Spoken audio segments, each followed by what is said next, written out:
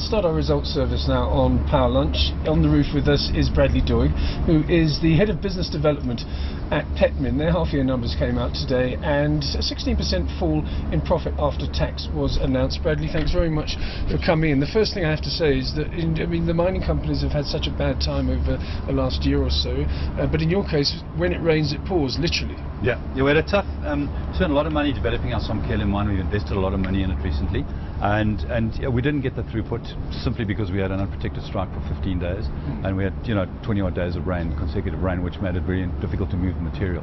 But overall, had we had the ability to move that material, about 190,000 tons, we would have been ahead of what we forecast for the 6-month period. So the business is in good shape. It was a function of time. And it's about learning to mitigate against those risks now moving forward. Talk us through this new policy you have, a new stockpile policy to enable operations at Somkhele during these rainy periods. Yeah. Normally what we do is we forecast for 12 days of rain consecutively, and we manage that in the budgeting process. What we've done, we had an exceptionally rainy season this season, so what we've done is we've actually now going to move, we're going to have 100,000 tons of run-of-mine stockpile at the top of the pits, and then we're going to have 30,000 tons of stock at all times at the plants. So to the extent we have this rain delay, we can actually continue to process, because processing is not affected by the rain, it's simply the mining process. Sometimes we're guilty on Power Lunch of not looking at these smaller companies very much, so can we take one step back? Yes. And you can explain exactly what Petmin's operations are? Petmin is the largest producer of anthracite in South Africa. We have a mine, Somkhele mine in KwaZulu-Natal. It's 75 km from Richards Bay. We produce 1.2 million tons of anthracite products, and we produce 600,000 tons plus minus of an energy product. And that's really our business. We have 3 operating plants, and we have an export facility at Richards Bay for our export material. And that's essentially what it is. Our major customers are the Brazilian iron and steel producers and the local ferrochrome industry. So that's essentially our major operation. We've owned other businesses in South Africa, but part of our philosophy is, take things off the curve, make them profitable, and at some point they are disposed of if the prices are right. So we've done that in the past. That's what you do. In what supply-demand scenario right now? So supply demand, the pricing is soft, but the demand is there. So our local pricing remains pretty robust, but the export pricing, given the fact that it's more of a commodity and not a value and use product, and on the export side, it's a little bit softer, but the demand still is there. So we're comfortable with the sales profile. But of course, what you've highlighted, in other words, a so-called act of God, in other words, a lot of rain which has hampered you somewhat. Plus, of course, the strikes means that you really need to be more diversified, and I know you're looking to do so. Tell us about what you've got in the pipeline. We're in the pipeline. The project we're focusing particularly on is the one in Canada. It's a very large iron sands deposit, but it's not really the iron sands. I mean, it's enormous. It's really the use of that iron sands. We're actually going to go into pig iron production in the United States, and we're a long way down the line in terms of understanding the economics of what we're trying to put together. The United States steel industry, we're growing at about 4% per annum now. We think there's a lot of value in playing in that market. We also see, from our perspective, we've looked at their demand for pig iron, which is key. We could be at the bottom end of the cost curve, we think, with this project, still applying into that market. And given the cheap electricity in the United States, which is obviously everyone's aware of that, we think we can take advantage of that. How's that comparing to your situation here in South Africa? Because of course we've seen NASA approve 8% tariff increase for Eskom. Yeah, fortunately our operations in South Africa are not electricity intensive, so we're not really impacted by that as much.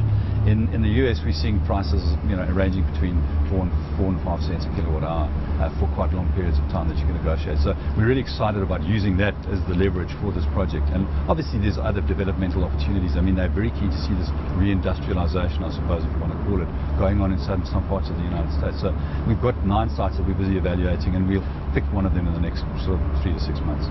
Share price was down 3.5% on the opening, and I'm always told never to speak to directors of companies about the share price. The market must determine what happens, but it has come down quite sharply in the last year or so, down from 320, 330, I think. So it's down about around a share. Shareholders happy?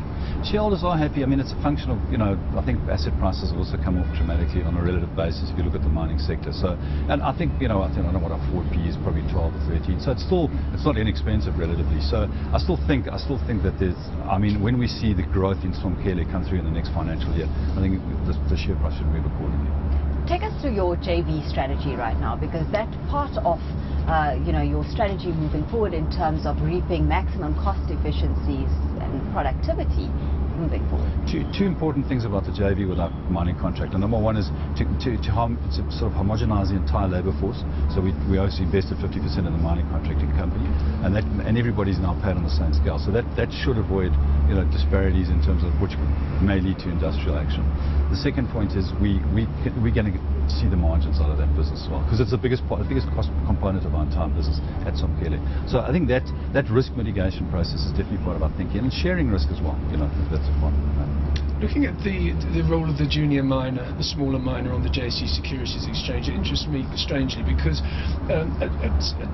in certain instances you get hit a lot harder than the bigger boys would by certain events like yours, because you don't have the diversification that, for example, Billiton would have. But on the other hand, you can take assets and be more nimble and get more out of them than the big ones would, because it's simply not core to their business. Is that a valid point for anyone who wants to have a look at a junior mine? Absolutely. I think there's two things. It's obviously the experience of the management team that's quite critical, having been in the business. I mean, a lot of us have been in this business for a long time, so we understand a lot about the asset classes that we're invested in.